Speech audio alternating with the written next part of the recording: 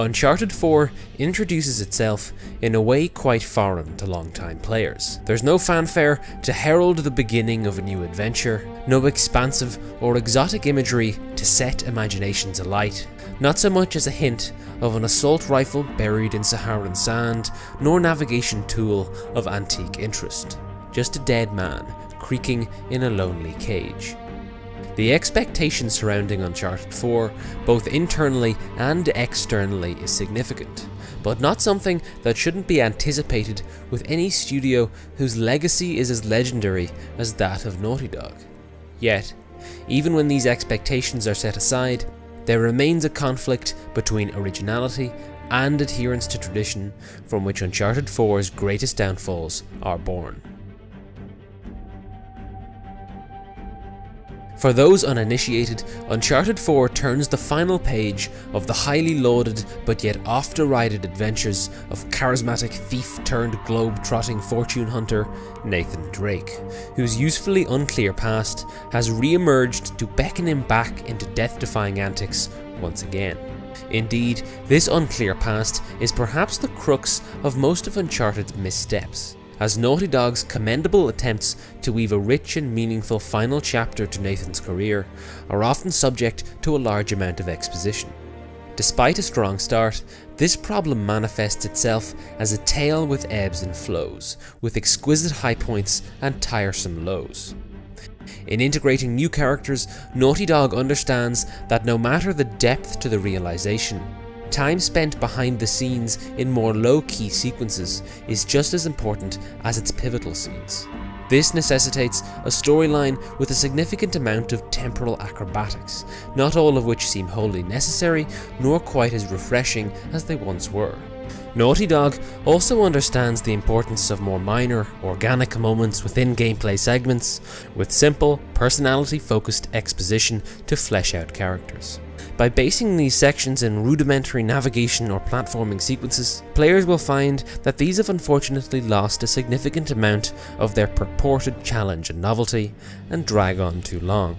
Though such segments are buttressed by moments of visual interest and are dotted with intriguing puzzles, these factors struggle to penetrate the monotony. Moreover, many of Uncharted's tropes have begun to wear thin, and though they are useful as transition points, whether it's pushing someone up a ledge to throw down a crate or push down a ladder, these have become unduly tiresome. On the other hand, it's also from this tradition that most of Uncharted's most pivotal and successful scenes and climaxes derive. Whether it's the steady loyalty of a now peripheral father figure, the inevitable tension of strained relationships, or the clever reintegration of past adventures. Naughty Dog makes great use of players' shared history with its recurring faces to place a fulfilling and deserved end to many of these arcs. On a further positive note, the maturity of Uncharted's plot is indeed a welcome change, with more complete villains, uncertain motivations, and mysterious histories, even if one of the core conflicts seems a little contrived. These pacing problems aside, Uncharted 4 still delivers wit and humour, as well as incredible technical skill in realising its characters with the best performances in gaming.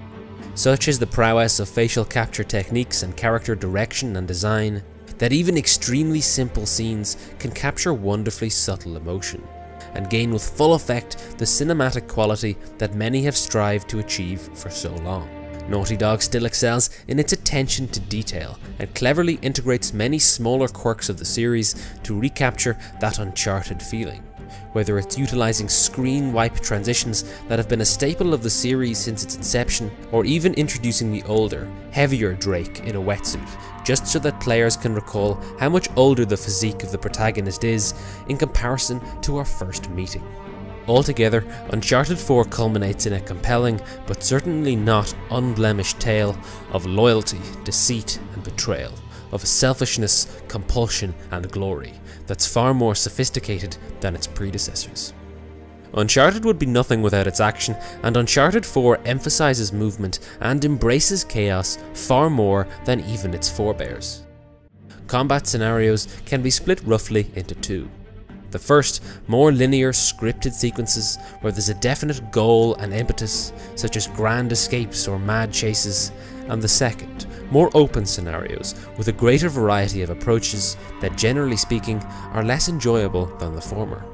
While Uncharted 4 can easily be segregated like this according to its level design, its more basic combat design is more useful for ascertaining why certain situations feel more fulfilling than others.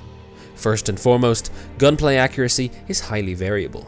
While the initial shot in previous games was always accurate and would then deviate according to a fairly small, easily identifiable radius, this isn't the case with Uncharted 4, where lining up a perfect shot even on a stationary target is significantly more difficult.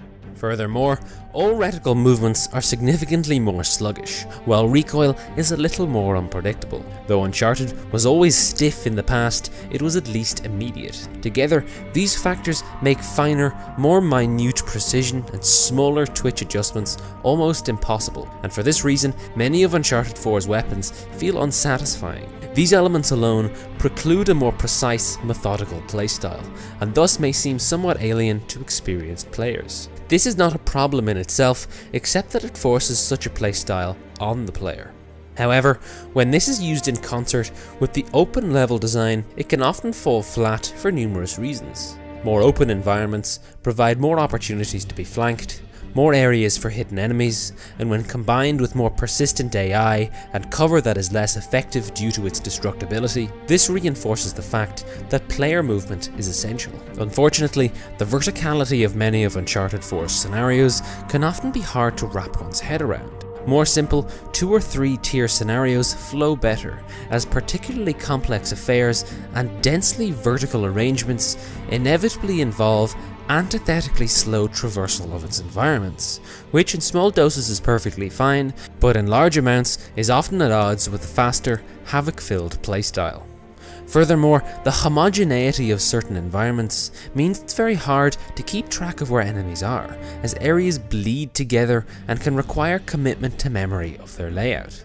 The game does provide itself a solution to this problem in the form of manually tagging enemies that is useful for both open warfare and stealth, which thanks to the open design of many levels would seem like a viable path. However, this route is never particularly enjoyable, mostly due to the sterility of options available, while manually tagging is somewhat tedious. Perhaps the most pressing issue in this context, due to the ebbs and flows of the story, players will likely find themselves desperate for some sort of action, and will be unwilling to slowly creep their way past enemies. And in this way, it seems Uncharted 4 imports certain open world game problems just by the virtue of attempting variety, rather than opting for a more streamlined process. In essence, when considering these open scenarios, though certain click and flow satisfyingly with more easily navigable environments and clarity to their design, others can feel laborious and imprecise, leading to more than a few disappointing failures. On the other hand, when this playstyle is combined with more closely focused sequences, with destination and impetus, they undoubtedly excel. Escape sequences feel dramatic and chaotic, giving the player just enough tools to survive close calls by the skin of their teeth. Even though sometimes it's not entirely clear where to go, when combined with its tense, frantic audio design, it feels truly sublime. It's just unfortunate that there are so few scenarios in which the player has destination and purpose, in which Uncharted 4's raw tools feel so much better. While it has never been at the forefront of Uncharted's offerings, many of Uncharted 4's single-player combat woes are solved in multiplayer. Better knowledge of environments means knowing where to go and keeping track of enemies is no longer as difficult. And the roaming nature of Team Deathmatch dictates that, for the most part, precision is not as necessary, because tactical maneuvers and swift brute force are often the first and most effective resort. Maps are broader and are not too complex in their verticality, so that high ground is not an insurmountable advantage, and ousting advantageous position doesn't simply involve slow, vulnerable traversal. Many of the newly introduced navigation mechanics are far more feasible, with fewer enemies nipping at your heels and more opportunity for retreat or escape, such that one-on-one skirmishes and full-scale team conflicts are both equally viable. Mysticals, in the form of various occult items from Uncharted lore, give a splash of flavour to the ongoings, while character quips lend a welcome humour. Though neither plunder nor command modes provide as many intense moments as ranked team deathmatch, the latter presents the perfect avenue for rewarding teamwork and cooperation, while still giving opportunity for crucial and timely individual plays. The final and perhaps most telling addition to Uncharted 4 involves the extension of much of the exploration and navigation of its predecessors. Though the more open design of Uncharted 4 was not always for the positive as mentioned in its combat scenarios, this openness lends much needed influx of agency to Uncharted 4's in-between moments and spectacular environments.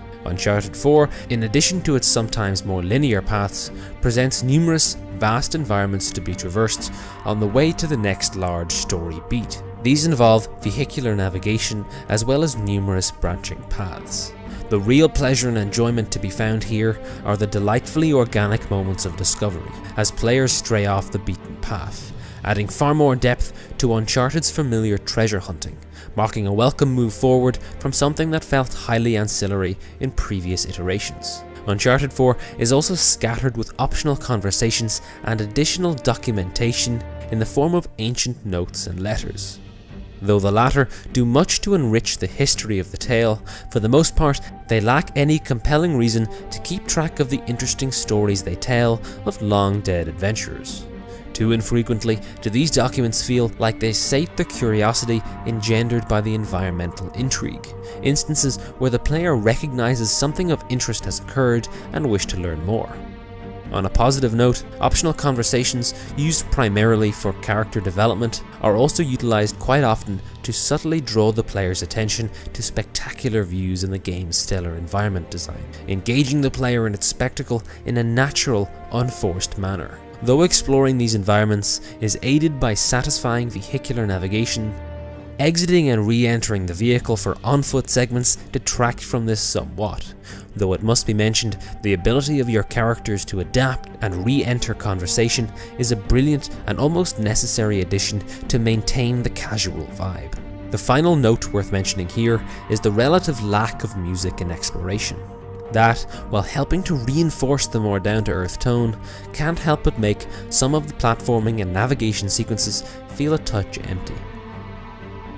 Uncharted 4 perfectly demonstrates the difficulties and benefits of continuing a historied franchise. Though it reaffirms Naughty Dog's position as the premier storytellers in gaming, Uncharted 4 suffers from these attempts to adhere to certain conventions and adapt its history and premise, producing an unfortunate amount of tedium. In an action romp where pacing and finding yourself caught up in the ride is so crucial, these issues are hard to overlook. Nevertheless, as many of these flaws seem necessary to achieve a degree of originality and avoid repeating a formula that by now may have become stale, it's hard to be too critical of any studio that recognizes this and struggles to deliver something fresh but still do justice to the legacy of a great franchise.